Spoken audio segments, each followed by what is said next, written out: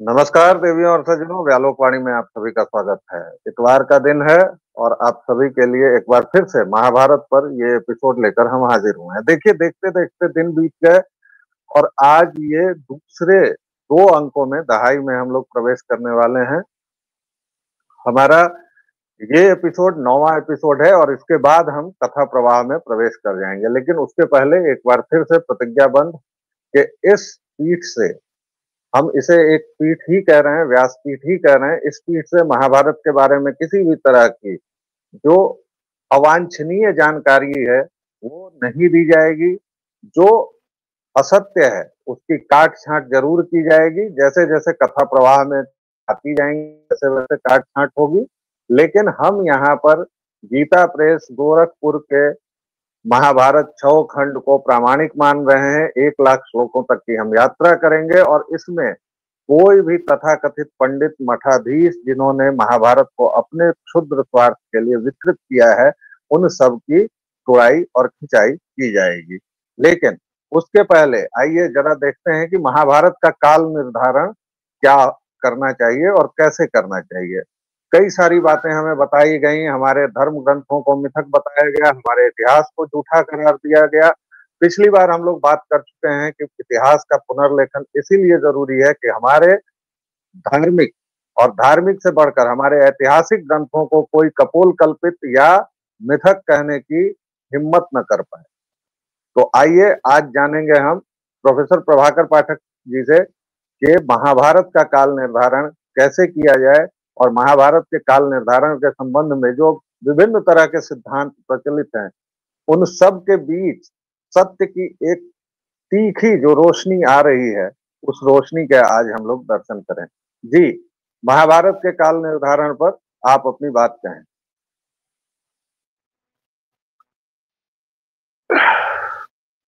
यस्य कृपातः यस्य कृपातः शास्त्रार्थं विद्याम् अधीमहे वयम्। यस्य कृपातः शास्त्रार्थं विद्यामधीमहे वयम्। स एव परमात्मानः करोतु शुभमङ्गलम्। स एव परमात्मानः करोतु शुभमंगलम्। जिसकी कृपा से हम लोगों ने शास्त्र के अर्थों को समझा है और जिसकी दया से हम लोगों ने विद्या प्राप्त की है, ज्ञान प्राप्त किया है, वह परमात्मा ही हम लोगों के लिए मंगलमय हो, हम लोगों का मंगल करे। आज जो हमारा प्रवेश है वह एक तरह से समझिए कि हनुमान जी वाला प्रयास है। हनुमान जी अमर हो गए, आज भी अमर हैं, किंतु उनके जो परमात्मा, उनके जो परमेश्वर, उनके जो अधीश्वर श्री राम थे, ये चले गए। यह दोहा प्रचलित है, स्वामी ते सेवक बड़ो, स्वामी ते सेवक बड़ो, चारों जुग प्रमाण, सेतु बांधु रघुबर गयो, आज गए हनुमान। तो बड़े बड़े लोगों ने महाभारत के काल निर्धारण की बात की है, उन्होंने प्रयास किया है, लेकिन सच पूछिए तो सारा का सारा ऐसे रेत की तरह है जो हम मुट्ठी में बांधते तो हैं, लेकिन धीरे धीरे वह रेत फिसल जाती है और मुट्ठी में कुछ भी नहीं रह जाता है। अपनी खबर नहीं है, अपनी खबर नहीं है, दूसरों की खबर लेती। अपनी खबर नहीं है, दूसरों की खबर लेते, अपनी भी भूलते हैं, उनका तो नहीं पाते। हम अपने विषय में कितना जानते हैं, हमने अपने व्यक्ति का, अपने जन्म का कितना सुंदर, कितना सटीक, कितना अच्छा काल निर्धारण किया है, यह पता है?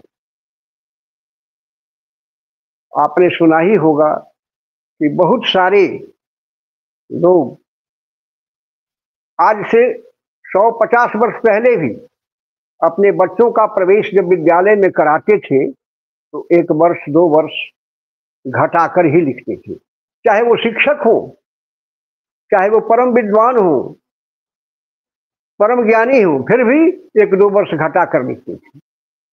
हम लोगों के साथ भी ये घटना हुई है। अपने 2 बच्चों का मैंने प्रवेश कराया है विद्यालय में, तो उनका ठीक ठाक हुआ, लेकिन एक शिक्षक मित्र को जब छोटे बालक के लिए कहा कि जाकर इसका एडमिशन राज्य हाई स्कूल में करा दीजिए, तो उन्होंने 1 वर्ष घटा कर किया और मुझसे कहा, मैंने पूछा कि ऐसा आपने क्यों किया? उन्होंने कहा कि सर, नौकरी वगैरह में सुविधा होती है, 1-2 वर्ष की सुविधा मिल जाती है, अधिक दिनों तक हम काम कर पाते हैं।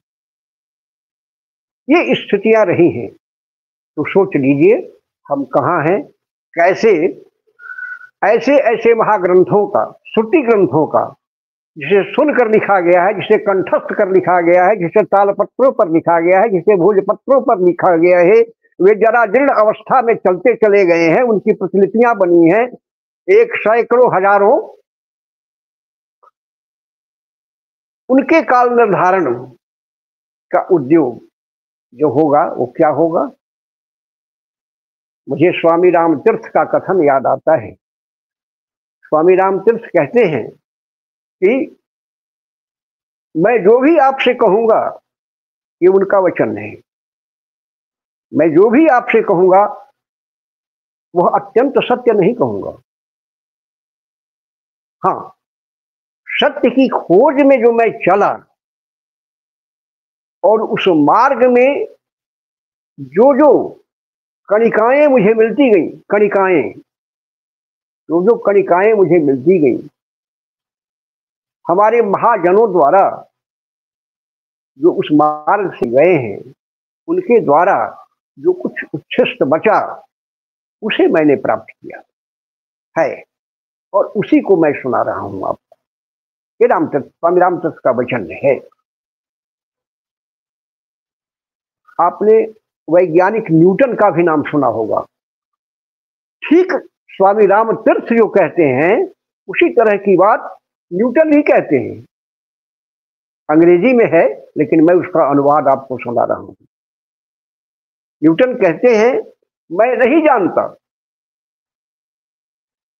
नहीं जानता कि दूसरे लोग मेरे ज्ञान के संबंध में क्या सोचते और कहते हैं, लेकिन मैं जहां तक अपने संबंध में जानता हूं तो वह स्थिति यह है कि जैसे एक बच्चा, एक बालक ज्ञान के समुद्र के किनारे कंकड़ पत्थर चुन रहा है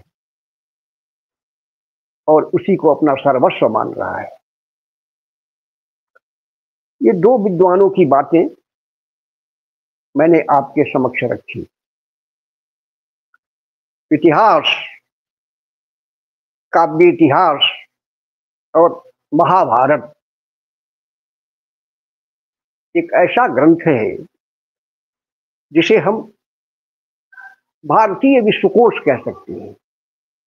जब इंडिका ब्रिटानिका वगैरह की बात नहीं थी तब ये महाभारत लिखा गया था, जिसमें एक साथ धर्म, दर्शन, काव्य, अर्थनीति, राजनीति, अध्यात्म क्या कुछ नहीं है। यह कब लिखा गया, कैसे लिखा गया? पहली बार महर्षि व्यास ने महाभारत का जब प्रणयन किया तो वे स्वयं कहते हैं कि 8800 श्लोक मैं लिख रहा हूं। इसका नाम है जय संहिता। तो जय नामक जो संहिता उन्होंने लिखी उसमें 8,800 श्लोक थे। इस 8,800 श्लोक उनके ही शब्दों में प्रामाणिक हुआ, लेकिन फिर जब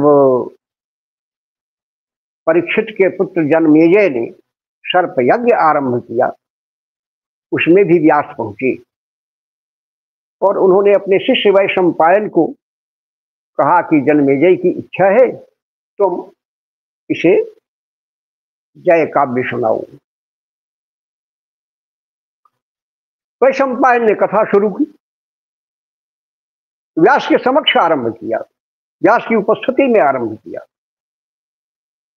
और बीच बीच में जन्मेजय ने जो जो प्रश्न किए या वैशंपायन से, उसके उत्तर में आख्यानों की सृष्टि की वैशंपायन ने व्यास के समक्ष। कुल मिलाकर आख्यानों के सहित उस समय उसमें 24,000 श्लोक हुए। देखा आपने, 8,800 24,000 हुए। फिर तीसरी बार नैमिषारण्य में शौनक ऋषि 12 वर्षों का एक सत्र कर रहे थे, यज्ञ कर रहे थे, यज्ञ सत्र कर रहे थे। उसमें व्यास, वैशंपायन, फिर शौती के जो शिष्य परंपरा, सुखदेव वगैरह से जो परंपरा चली आई, तो वहां शौती जिनको परंपरा से ये जय और भारत प्राप्त हुआ था, वहां पहुंचे। उस सत्र में जितने भी लोग उपस्थित थे वहां उन्होंने उन्हें प्रणाम किया और कहा कि महाराज, हम लोगों ने सुना है कि आपने जय संहिता और भारत संहिता दोनों का अध्ययन भी किया है, सुना भी है। उस संदर्भ में हमारी जिज्ञासा है कि आप उस कथा को हम लोगों के समक्ष प्रस्तुत करें। अब सोच लीजिए, 12 वर्षों का वह सत्र था, उसमें शौती ने समस्त ऋषियों के समक्ष नैमिषारण्य में जय और भारत संहिता का पाठ किया। उसमें उन्होंने अपने आख्यान मिलाए। इस प्रकार महाभारत कुल 1,00,000 श्लोकों का हो गया, न्यूनाधिक। बल्कि इसमें यह कहिए कि बाद में श्री कृष्ण चूंकि महाभारत में प्रधान हुए, महाभारत युद्ध में गीता गायन तक उन्होंने किया, तो लोगों ने समझा कि श्री कृष्ण के चरित्र को भी महाभारत में सम्मिलित करना चाहिए। सम्मिलित हुआ खिल भाग हरिवंश के रूप में। 1,00,000 से अधिक श्लोक भी हो गए, यद्यपि उतने प्राप्त नहीं है। तो ये 3 स्थितियां हुई महाभारत रचना की, ये 3 स्थितियां हुई। ये सत्य है कि जय, भारत और महाभारत बनने के क्रम में समय लगा होगा भी, और उस हिसाब से महाभारत का काल निर्धारण कैसे किया जाए, प्रश्न उठता है। जय के आधार पर किया जाए, भारत के आधार पर किया जाए, या महाभारत के आधार पर किया जाए। ये 3 संस्करण कहिए, 3 परिवर्धन कहिए, उसमें हुए। मुझे एक लोक कथा याद आती है। लोक कथा इसलिए मैं कह रहा हूं कि है वो संबद्ध वेद से ही, लेकिन इसलिए कि मेरे यमुना भाई ने उसे सुनाया था, तो मैंने भी उसे किसी पुराण में अब तक नहीं पाया है, लेकिन पुराण कथा की तरह ही है। आप उसे सुने, काल निर्धारण के संबंध में है वो। एक बार नारद घूमते घामते, सबकी खबर लेते, संसार को देखते समझते क्षीर सागर में भगवान विष्णु के पास पहुंचे।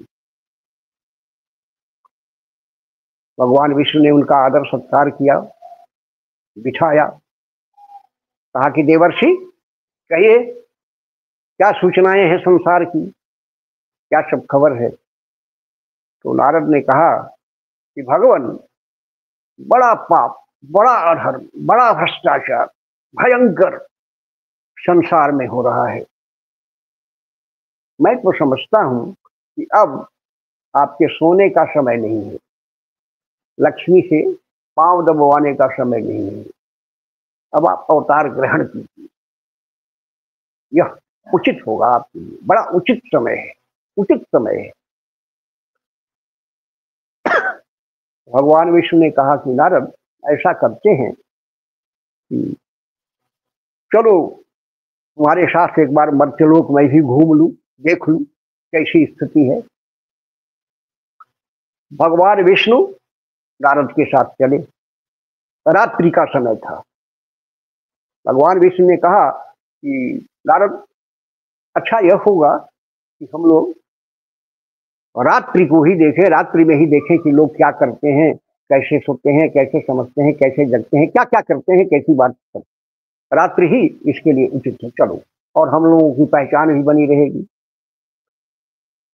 विष्णु भगवान और नारद दोनों चले। सबसे पहले वे लोग एक नर्तकी, वेश्या कहिए, के कोठे पर गए। वहां अपना जो भी वेश बदलना था उस वेश में एक कोने में खड़े हो गए। नृत्य चल रहा था, गायन हो रहा था। वेश्या या नर्तकी जो कहिए, उसका नृत्य आरंभ था। नृत्य के क्रम में वो जितने वहां लोग बैठे थे, दर्शक श्रोता, सबके पास जाती थी, सबके पास बैठती थी। कोई उसमें उसका चुंबन लेता था, कोई बाल सहलाता था, कोई कुछ करता था। इस तरह की क्रियाएं हो रही थी। नारद उस समय आंख मूंद लेती थी। नारद उस समय आंख मूंद लेते थे जब उनके हिसाब से, उनके देखने से ये सब क्रियाएं भली नहीं थी। विष्णु भगवान मुस्कुरा रहे। नृत्य गान खत्म हुआ, समाप्त हुआ, सब लोग चले गए। वह नर्तकी भी उठी और गई। उसने स्नान किया, ढंग से स्नान किया। स्नान करने के बाद वस्त्र बदले अपने, शुभ्र वस्त्र में वह अपनी पूजा के कक्ष में गई।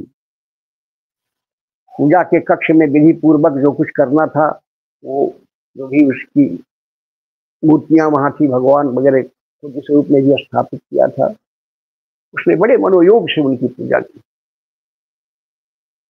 और इसके बाद बैठ गई, हाथ में माला लेकर जप करने लगी।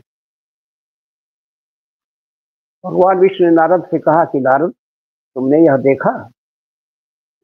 कहा कि हाँ भगवान, देखा तो, लेकिन कुछ कुछ उसमें अच्छा नहीं लगा। देखे नहीं आप? कहा कि ठीक है, अब चलो। उसके बाद चले विष्णु और नारद। तो एक जगह पूछे गांव में, वहां एक घर के सामने लिखा हुआ था नाम, नेम बोर्ड के ही, उस पर लिखा हुआ था पंडित अयोध्यानाथ शास्त्री। यशी की कथा जमुना भाई कह रहे थे, पंडित अयोध्यानाथ शास्त्री लिखा हुआ था। और समय भी लगभग तीसरा पहर शुरू था, 3 बजे का समय हो गया था। उसमें से एकदम जैसे स्नानित हो व्यक्ति, ऐसा वस्त्र वगैरह पहनकर, तिलक लगाकर निकला। इसको आप ब्राह्म मुहूर्त कह सकते हैं, 3 से 4 के बीच में। और वह व्यक्ति गांव से बाहर आ गया। गांव से बाहर एक झोपड़ी में आ गया। झोपड़ी में उसने प्रवेश किया। उसके हाथ में एक झोला था, झोला लेकर प्रवेश किया। उस झोपड़ी में चटाई पर एक रोगी, पूरे शरीर में घाव भरा हुआ, कराह रहा था। पंडित वही अयोध्यानाथ शास्त्री उस झोपड़ी में पहुंचे। झोले से उन्होंने कुछ शीशियां निकाली, कुछ दवाएं निकाली, कुछ लेप निकाला और उसके शरीर पर लेप करने लगे। वह रोगी जो कराह रहा था उसको कुछ राहत मिली, आराम मिला। प्रायः 1-2 घड़ी तक, 24 मिनट की एक घड़ी होती है, 2-3 घड़ी तक पंडित जी ने उसकी शुश्रूषा की, सेवा की और इसके बाद फिर उसको चादर उड़ाकर निकल गए। विष्णु भगवान और नारद भी उनके पीछे पीछे चल रहे हैं, नवेश बदले हुए। पंडित जी अपने घर में प्रवेश कर गए। विष्णु भगवान ने नारद से कहा कि नारद अब चलो। तब तक तो सुबह होने का समय हो गया था, भगवान भास्कर उदित होने ही वाले थे। भगवान विष्णु कहा कि चलो नारद, अब हम लोग भी अपना नित्य कर्म कुछ करेंगे, चलो। गए और एक तालाब के किनारे बैठ गए भगवान विष्णु और दत्तमन। लोक कथा में इसलिए कह रहा हूं कि इसमें कुछ शब्द आएंगे, प्रसंग आएंगे कि वो लोक की बात होगी। तो ऐसा है कि भगवान विष्णु कहे कि नारद देखो, मैं दत्तवन कर रहा हूं, तब तक तुम तो और सब कृत्य कर लिए हो, तुम स्नान करो तालाब में, स्नान करके आओ। नारद ने कहा कि जैसी आपकी आज्ञा भगवान, मैं जाता हूं। नारद गए तालाब में स्नान करने। उन्होंने तालाब में बूढ़ी मारी और जब निकले उसमें से तो देखते हैं कि वो स्त्री हो गए हैं, रूप परिवर्तित हो गया है उनका, वो नारी बन गए हैं, पिछला सब कुछ भूल गए हैं। किसी तरह तालाब से निकले, कहीं कुछ नहीं, जंगल का दृश्य, तालाब के किनारे पूरा जंगल का जंगल। नारद स्त्री रूप में सब कुछ भूलकर तालाब के किनारे बैठ गए और रोने लगे, रुदन करने लगे। इतनी देर में एक राजकुमार आया, घोड़े पर सवार, देखा एक सुंदरी स्त्री रो रही है, कहा कि आओ मेरे साथ चलो। घोड़े पर बिठाया, चला गया। अपने राज्य में जब गया तो उसने उनसे विवाह किया। नारद स्त्री बन ही गए थे, विवाह किया। विवाह के बाद इनको संतान हुई, नारद को सैकड़ों संतान। फिर दूसरे राजा ने आक्रमण किया उनके राज्य पर, सभी पुत्र पौत्र सब मारे गए, केवल नारद बचे। उनका अंतिम कर्म करने के लिए उसी तालाब के किनारे में आए। उतनी लाश ढोते कहाँ, जहाँ थे, जहाँ लाशें थी वहीं पड़ी रह गई। अपना उनका अंतिम कर्म करने के लिए तालाब के किनारे आए। कर्म करने के लिए जब स्नान किया, उस तालाब में डूबी मारी, बूढ़ी मारी उन्होंने और निकले तो देखते हैं कि दूसरे किनारे पर और भगवान विष्णु दत्तवन कर रहे हैं, इसी तरह से जैसे देख कर गए थे। अब सारी बातें स्मरण हो आई। उन्होंने कहा कि भगवान, अरे ये क्या सब हो गया मेरे साथ। भगवान विष्णु ने कहा कि नारद, जानते हो तुम क्या क्या कराए, कितने दिनों में कराए, कितने वर्षों में कराए हो।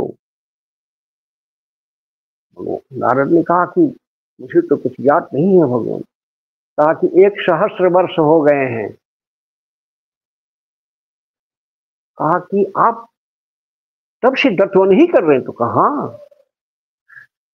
मेरे दत्तवन करने का समय सोच लो, तुम्हारा कितना समय हो गया है। ये लोक कथा है, लेकिन यह क्या है विज्ञान में, यह आइंस्टाइन का सापेक्षवाद है, जिसको थियरी ऑफ रिलेटिविटी कहते हैं, टाइम पैराडॉक्स भी कहते हैं। हमारा समय हमारे हिसाब से है भाई। और दूसरे का समय उसके हिसाब से है। फर्ज कीजिए आप कि एक व्यक्ति मुंबई में हवाई जहाज में बैठता है दरभंगा आने के लिए। हवाई जहाज उसको दरभंगा 1.5 घंटे में पहुंचा देता है, 2 घंटे में पहुंचा देता है। और एक व्यक्ति ठीक उसी समय पैदल मुंबई से चलता है और वह भी दरभंगा के लिए चलता है, उसको आने में 2-2.5 महीने लगेंगे। इस व्यक्ति का जो मुंबई से हवाई जहाज में चला 1.5 घंटा, और उस व्यक्ति का 2-2.5 महीना। इस 2-2.5 महीने में कितना परिवर्तन होगा उस पैदल वाले में। मैं मरने की बात नहीं कहता कि दोनों मर भी सकते हैं, इस बीच में एक्सीडेंट भी हो सकता है, कुछ भी हो सकता है, वह बात छोड़ दीजिए। लेकिन आप यह कल्पना कीजिए कि 2-2.5 महीने में उस व्यक्ति की क्या स्थिति होगी। पैदल चल रहा है, उसमें कितने परिवर्तन आएंगे। और यह व्यक्ति 1.5 घंटे में पहुंच गया। यह है समय का सापेक्षवाद, यह है समय का हिसाब। काल निर्धारण के संबंध में मुझे भी रश्मि रथी में लिखित भगवान श्री कृष्ण जो बोल रहे हैं दिनकर के शब्दों में, वही पंक्ति याद आती है। इतनी जो कथा आपने सुनी, इतना जो उदाहरण मैंने अभी आपके सामने रखा, तो भगवान श्री कृष्ण क्या कहते हैं? जंजीर बढ़ाकर साध मुझे, यह काल है, यह काल है। जंजीर बढ़ाकर साध मुझे, हाँ हाँ दुर्योधन बांध मुझे। बांधने मुझे तो आया है, जंजीर बड़ी क्या लाया है। तो मैंने आपको शेर सुनाया था ना, अपनी खबर नहीं है, हमें अपनी खबर नहीं है, दूसरों की खबर नहीं है। फिर भी स्वामी राम तीर्थ के शब्दों में हमें वह यात्रा करनी चाहिए। हम कर रहे हैं, हमारी पीढ़ियां कर रही हैं। यद्यप सारी बातों का समाहार स्वयं व्यास ने ही यक्ष प्रश्न में उत्तर दे दिया है। यक्ष जब प्रश्न करता है युधिष्ठिर से कि धर्म क्या है, तो युधिष्ठिर के शब्दों में महर्षि बोलते हैं, क्या बोलते हैं? तर्को प्रतिष्ठा, तर्को प्रतिष्ठा श्रुतयोर विभिन्ना नैको ऋषियस्य वचः प्रमाणम। तर्को प्रतिष्ठा श्रुतयोर विभिन्ना नैको ऋषियस्य वचः प्रमाणम धर्मस्य तत्त्वं निहितो गुहायाम महाजनो ये न गतः सपन्था। तर्क कट जाते हैं, तर्क असत्य हो सकते हैं। आप कहते हैं सूरज पश्चिम में डूबता है, आज भी कहते हैं, मैं भी कहता हूं, सभी लोग कहते हैं सूरज पश्चिम में डूबता है। बड़े बड़े लिखाड़, बड़े बड़े पढ़ाकू कहते हैं ना भाई, लेकिन ये गलत है कि नहीं है बताइए? सूरज पश्चिम में डूबता कहाँ है? आपके यहाँ डूब जाता है, पश्चिम में उग जाता है। अंग्रेजों के राज्य में ऐसा प्रसिद्ध था ना कि अंग्रेजों के राज्य में सूरज नहीं डूबता है। तो नहीं डूबता था, इसलिए कि भारतवर्ष में भी उसका राज्य था, अमेरिका में भी उसका राज्य था, सारे विश्व में उसका राज्य था, सूरज डूबता ही नहीं था। तो तर्को प्रतिष्ठा,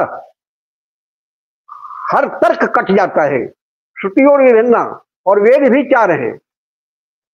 सामवेद में आप गायन कीर्तन करते हैं, ऋग्वेद में आप प्रकृति का वर्णन करते हैं, अथर्ववेद में आप मंत्र वगैरह जानते हैं, सुनते हैं।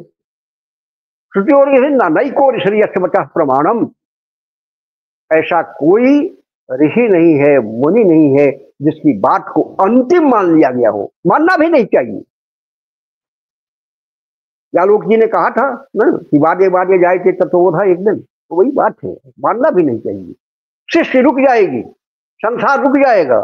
संसार का तो अर्थ ही है सम्यक सरति, अर्थात यह अपने हिसाब से, अपने औचित्य से,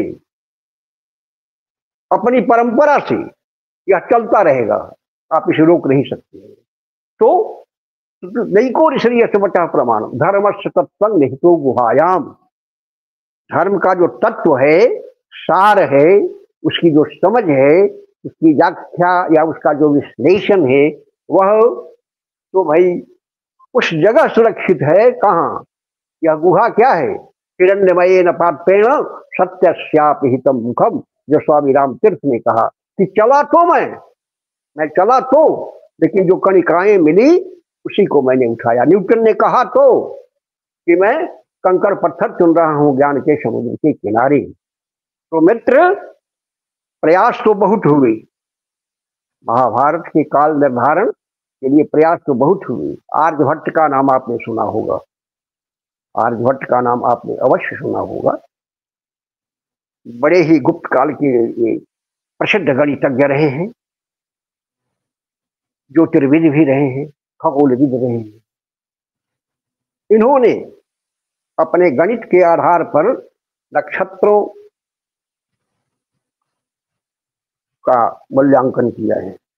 जो भी नक्षत्र महाभारत काल में थे, उन नक्षत्रों उन नक्षत्रों के दर्शन के आधार पर उन्होंने 3102 ईस्वी पूर्व 3102 ईस्वी पूर्व जालोक जी 3102 ईस्वी पूर्व आर्यभट्ट ने महाभारत की रचना निर्धारित की है। अनेक विद्वानों को मैं छोड़ दे रहा हूं, क्योंकि हम लोग जो कर रहे हैं वह हमें इतना ही करना है कि लोगों को हम ज्ञान के निकट पहुंचाएं। सच्ची बात जो ज्ञान तीर्थ की बात है कि जो भी हम लोगों को कण मिले हैं और उसमें अनुमान का सत्य दिखता है वो प्रस्तुत करें। तो मैं दो विद्वानों का केवल नाम लूंगा, एक आर्यभट्ट का। अनेक विद्वान हैं, अनेक संस्करण है, पुनः संस्करण, बहुत सारे महाभारत के संस्करण भी हैं। कही दिया है आपको व्यालोक जी ने कि हम गीता प्रेस के महाभारत को ही मानेंगे और उसी से चल रहे हैं। तो आर्यभट्ट ने 3102 ईस्वी पूर्व माना है कि महाभारत की रचना हुई है। और एक बहुत बड़े विद्वान हैं, वो भी उनको भी खगोल शास्त्री ही हैं, ज्योतिर्विद ही हैं, डॉक्टर DS तिवारी। मैं इनको मानता हूं। वे महाभारत की रचना का काल निर्धारित करते हैं 3139 ईस्वी पूर्व, 3139 ईस्वी पूर्व। महाराज युधिष्ठिर का जब राज्याभिषेक हुआ तो यह काल उस समय का है, महाभारत युद्ध के बाद का यह काल है, रचना काल भी है। तो युधिष्ठिर संवत का प्रवर्तन उन्होंने किया, युधिष्ठिर संवत का प्रवर्तन उन्होंने किया। जैसे विक्रम संवत आपके यहाँ है, अभी चल रहा है, उसी का प्रवर्तन उन्होंने किया। अब मैं मान लेता हूं 3138, मैं इसे मानता हूं, यह अनुमान के अधिक निकट है। इसमें अगर आप 2025 ईस्वी को जोड़ दें तो कितना हो जाएगा? 8 5 13, मैं समझता हूं 5063 वर्ष होंगे, 5063 वर्ष होंगे। अगर विक्रम संवत जोड़िएगा, वो नहीं जोड़ना चाहिए इसलिए कि हम ईसा पूर्व कह रहे हैं, तो 5063 वर्ष महाभारत के हो गए। आज जब हम लोग आपस में यह वार्ता कर रहे हैं, यह प्रसंग सुना रहे हैं, 5063 वर्ष।